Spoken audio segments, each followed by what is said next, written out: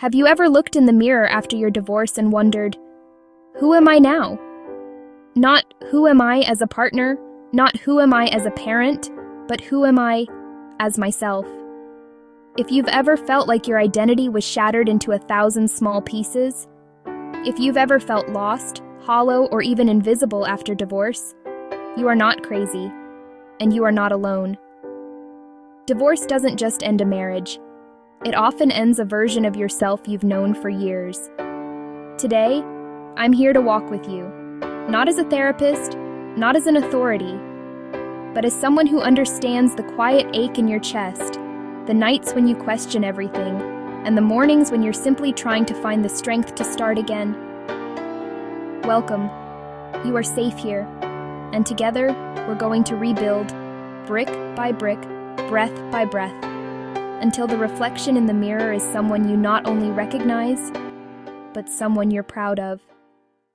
Before we begin routines, we must understand why divorce shakes your identity so deeply. For years, maybe even decades, your identity was woven into roles: spouse, caretaker, teammate, supporter, partner. Your habits were shaped around another person: when to wake up, what to cook, how to spend weekends, how to plan goals, how to dream.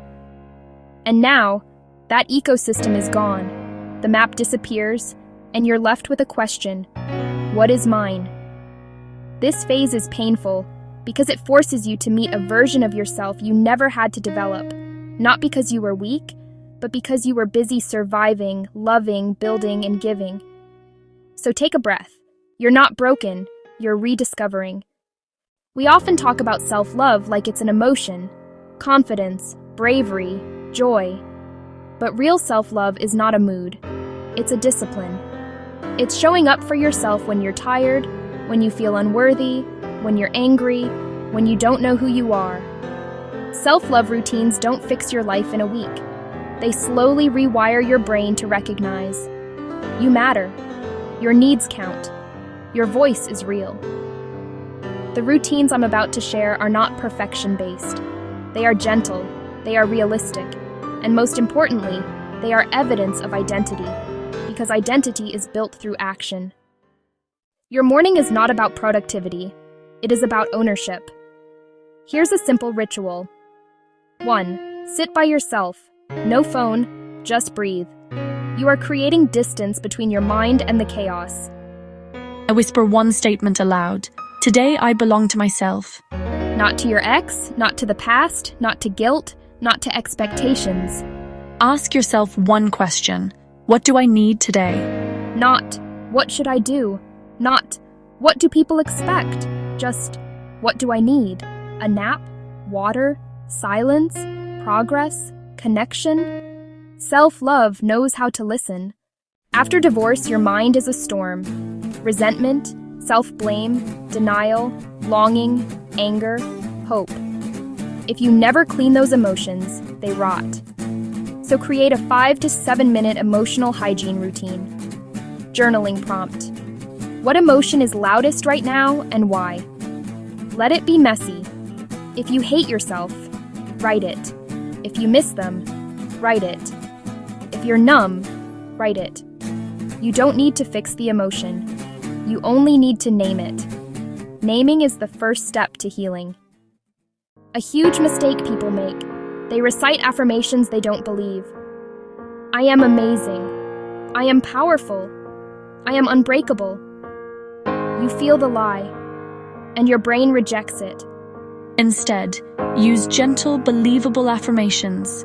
I am learning how to take care of myself. I am worthy of peace. I don't have to have everything figured out today. I am not my past. Affirmations should feel like a hand on your shoulder, not a fake trophy.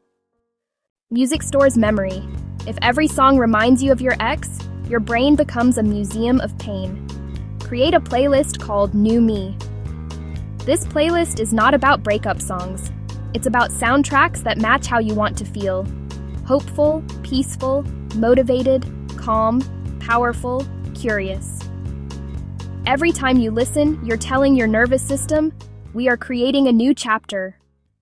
You don't need a gym membership. You don't need to run. Just move.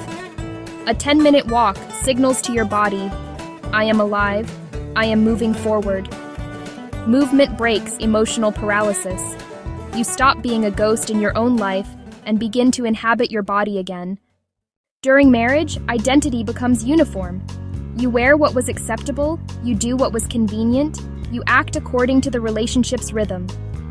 Now that rhythm is gone, self-love is also creativity. Change your hairstyle, rearrange your room, buy a mug that feels like you. Listen to music your ex hated. Try clothes you never dared to wear. These things are not trivial. They are identity in motion. You are teaching yourself, my preferences matter.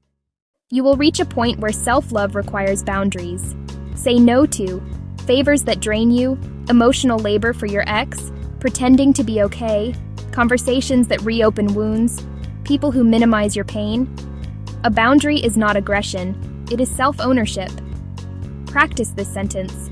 No, that doesn't work for me. No apology, no justification, just truth. Divorce feels isolating. You think everyone is watching you fail. Truth? Most people aren't watching, and the ones who are, don't matter. Rebuilding identity requires witnesses, a friend you trust, a support group, a divorce forum, a therapist if you can afford it. You don't need 10 people. You need one safe person who listens without judging. Healing is faster when you don't carry everything alone. What kind of person do I want to become now? Not the person your ex needed, not the person society expects. Write down 3 values that matter: independence, kindness, strength, peace, adventure, growth, faith, simplicity.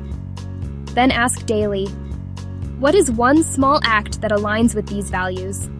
Identity is built by consistency, not epiphanies. People think forgiveness after divorce means letting your ex go. But listen, the person you truly need to forgive is yourself.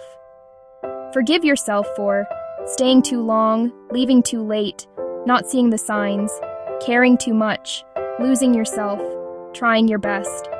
You did what you knew how to do, with the tools you had, at the time you had them. You are not a failure. You are human. You may not see it yet, but this chapter is not about fixing a broken person. It is about becoming someone new. Your body will feel different. Your thoughts will evolve. Your dreams will sharpen. The routines you build today, the morning whisper, the journaling, the boundaries, the movement, the music, the values, they are not random. They are bricks. And somewhere in the future, you will look back and realize divorce didn't destroy you. It forced you to finally meet yourself. Take your time. You don't need to rush. You don't need to impress anyone. Your new identity is forming, and it will be beautiful. If this video made you feel understood or seen, please share your thoughts in the comments, only if you're comfortable. This channel is a safe space. Here, you heal. Here, you rebuild. Here, you find yourself again. Take a deep breath. You're not alone, and your best chapters have not been written yet. Subscribe for more interesting facts and gentle guidance.